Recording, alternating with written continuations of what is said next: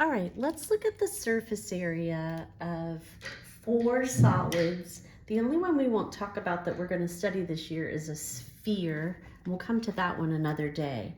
So a prism, I'll give you some examples of some prisms that I'll just pull over here for a minute.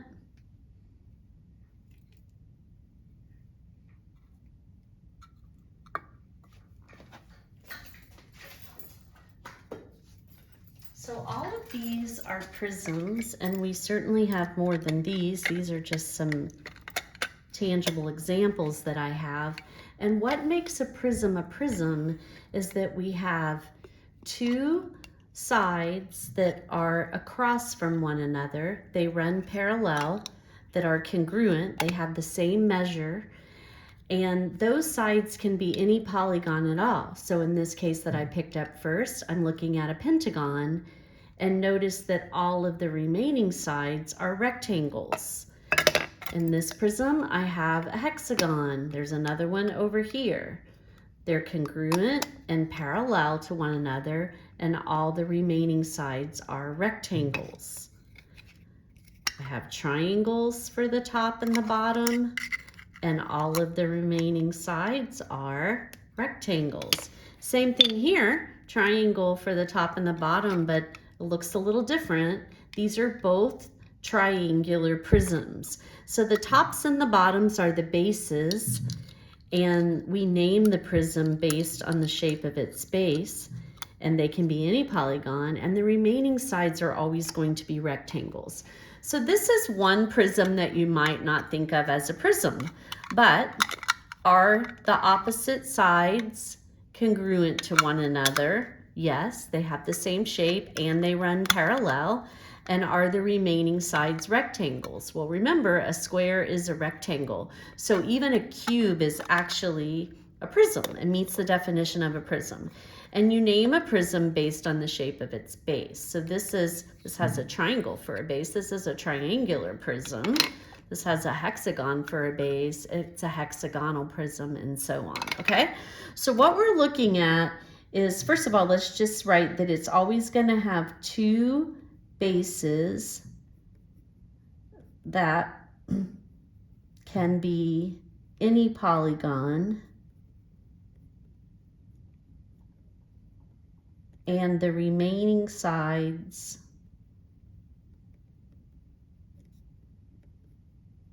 are rectangles.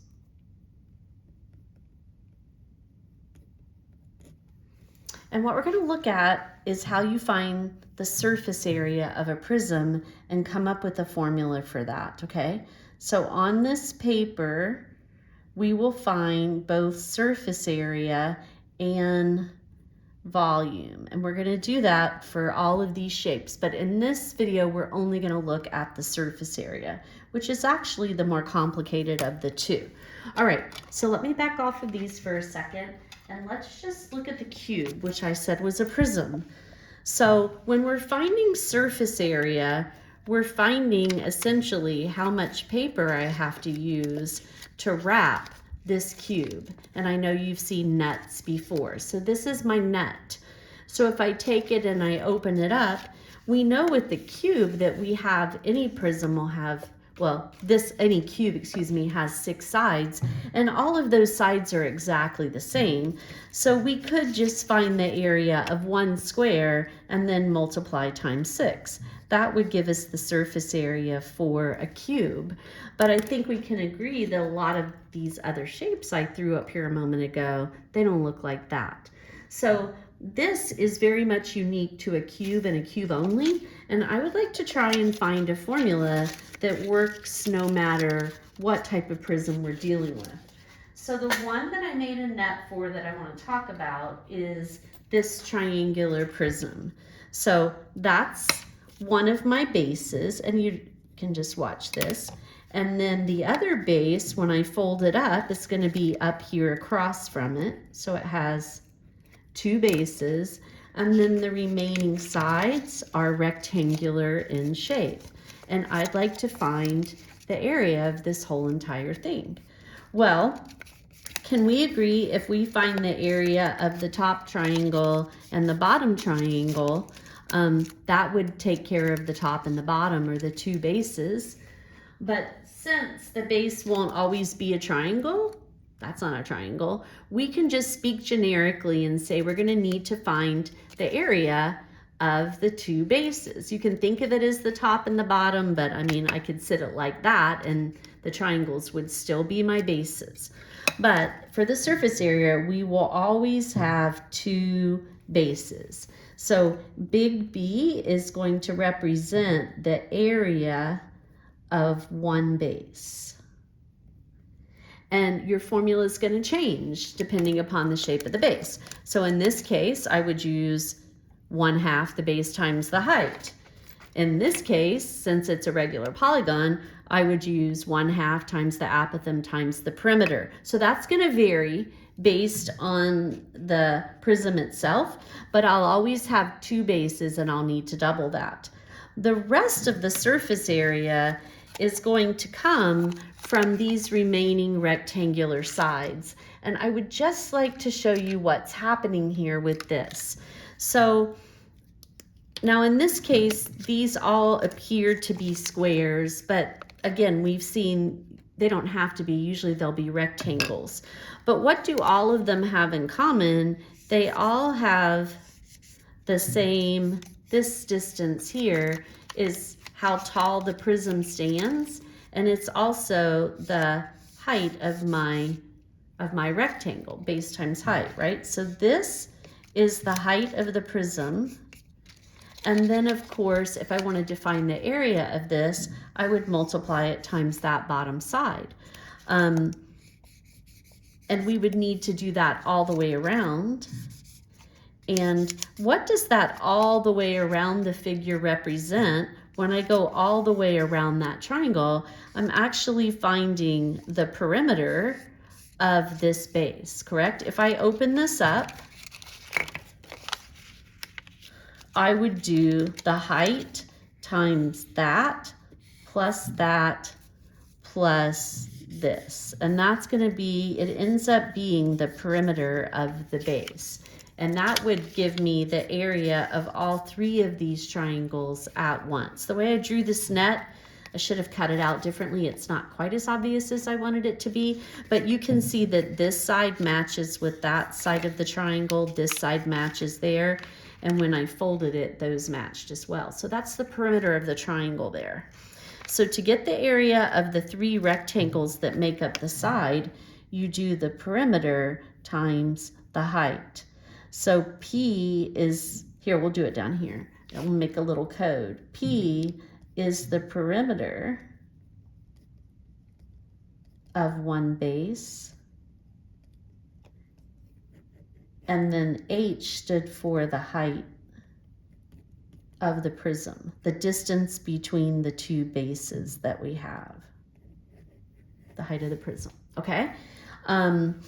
When you do the two bases, you are finding what's referred to as the base area. You're finding the area of the top and the bottom. And when you do perimeter times the height, you're finding the area of just the sides. And in class, I mentioned that that was called the lateral area. So the area of the top and the bottom plus the area of the sides gives you the total surface area for the prism. Okay, let's look at a pyramid next. So a pyramid, when we look at its net, so here's a pyramid. A pyramid has only one base, and that base can be one base. That can be any polygon.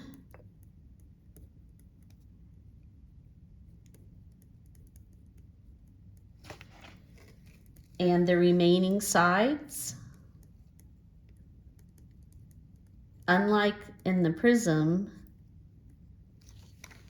so the base is the pentagon, but all the other sides of the pyramid are going to be triangles, and the remaining sides are triangles. So it's only going to have one base. All right, so when we go to come up with the surface area, here's my net that I can wrap around the polygon, I think you can see that we're going to have to find the area of the bottom or the base, and there's only one. So for the pyramid, the surface area is going to be the area of one base plus, and now let's look at what the rest of this is made up of. It's made up of, in this case I have 5, I won't always have 5, but it's made up of individual triangles. So let's just look at this one triangle. In the triangle, I know that to find the area of a single triangle, we do the base times the height. And the height comes right down through the center of the triangle so that it's perpendicular to that side. That is not the height of this pyramid. The height of the pyramid itself, let me zoom out just a little bit. The height of the pyramid itself is this distance inside the pyramid. If I went from what we call the vertex of the pyramid straight down, that distance between my fingers is the height of the pyramid. We're looking at how far it is down the face of this triangle as I label this. So that's a different height. And we're going to refer to this as the slant height. So it's the height as it leans, and it's the height of just one triangle, and that's the base of the triangle. Well, all of these triangles are going to have a slant height. There's a slant height, there's a slant height, and so on. And then they also have the same base down here. Let me just highlight the base all the way. So that each of these triangles that I've wrapped around the pyramid, here's the next one. There's the base of that triangle. There's the base of the next one, and so on. And that one. Well, what do I get if I add all of those bases together? Well, those bases wrapped around this pentagonal bottom that we had, right? They form the perimeter of my base, and then they're going to be multiplied by the height. Let me just show you what that would look like on just a piece of paper here for a moment. So what I have is 1/2 times the slant height times the base, plus 1/2 times the slant height times the base, and so on. And in this case, I do end up doing that 5 times because we had a pentagon for a base. But in algebra, you can factor out, and I'm going to pull out the 1/2 L times all of these. So I'm factoring it out, and what I have left is B plus B plus B plus B plus B. And there are only 5 of them because our base was a pentagon. But what do you get when you add up all those bases? That was really just the perimeter of the base that I had for my particular polygon. So that's our formula, 1/2 times the slant height times the perimeter. That's going to be the lateral area part of our formula. Let me write what everything stands for over here. So B is what it was before. It's the area of one base. P is what it was before. It's the perimeter of one base. And by the way, the pyramid only has one base. And L is called the slant height. And it's the height of one triangle.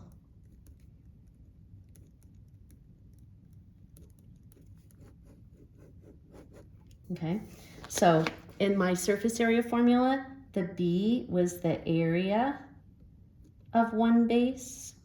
So that's the base area of the problem. And this part of the surface area formula is the lateral area.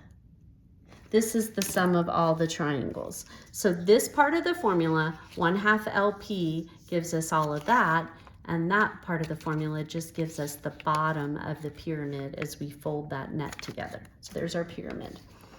All right, it'll go faster now. So let's look at a cylinder. And it'll go faster because these mimic the shapes that we've already seen.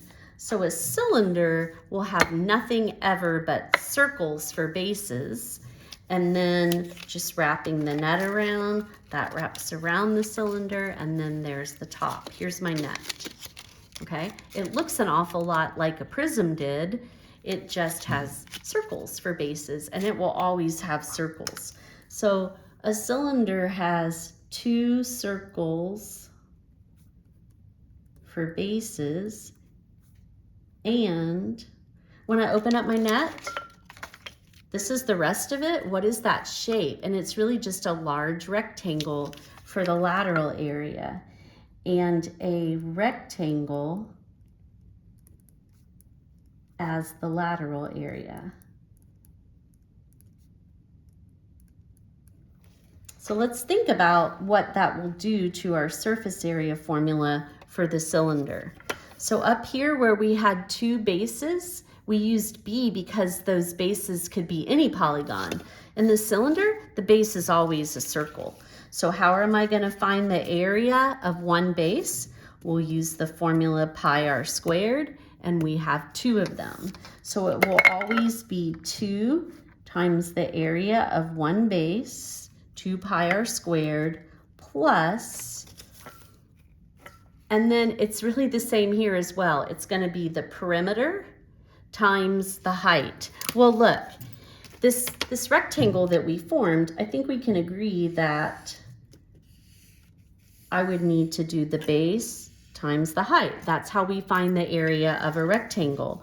Well, if I fold this up, this segment that I just drew here, this is the height of the cylinder, right? It's how tall the cylinder stands when I wrap it back up. That's the height. And this distance, as I open it up, this is the distance, notice, that wraps around the cylinder. It is literally, that wraps around the circle, excuse me. It's literally the circumference of, the perimeter of that circle, and we call that circumference. This is the circumference times the height, the perimeter times the height. Well, I don't ever have a different formula for perimeter in the circle. In order to find the perimeter of a circle, we do the circumference. So the perimeter of a circle is the circumference, 2 times pi times the radius, times h is the height of the cylinder. I don't think I need to talk about what any of those variables stand for, because we know what the radius and the height represent. So let's just finally look at the cone, and I'm just going to go off the fact, I'll keep this short as I finish up, that the cone is really just a pyramid with a circular base. There's the base, and as we wrap around, there's my net. You can see that the lateral area does sort of look like a triangle, right, in some regards. So we need to figure out this area. Well, a single base will just be pi r squared. So when we go with the surface area, it only has one base. That base will always be a circle, so that's what we've got. Plus, and then let me just substitute in, here, I'm going to go with the formula I had going for the pyramid up above. A cone is like a pyramid. So instead of b plus 1/2 LP, instead of b, I put pi r squared, since the base is always a circle, plus 1/2. A cone also has a slant height, excuse me, for the lateral area. L represents the slant height. This distance right here, straight down the face of a cone, that's L, the slant height, down the face. So this distance down the face is the slant height, as opposed to inside the cone coming straight down, that's the height of the cone. All right, but it does have an L times the slant height times the perimeter of the base. And since a cone has a circle for the base, I'll do the same thing I did with the cylinder. I'm going to replace perimeter with the circumference formula, which is 2 pi r. But we can go ahead and multiply the 1/2 and the 2. Half of 2 is just 1, and that's going to cancel out.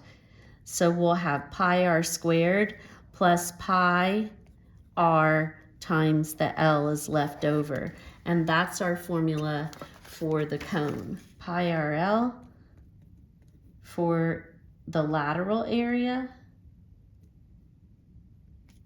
and pi r squared for the base area, the area of that one base. So L is still the slant height like it was above. Back over with my cylinder, I didn't do this one thing. The 2 pi r squared, that's the base area, and the 2 pi r h is the lateral area.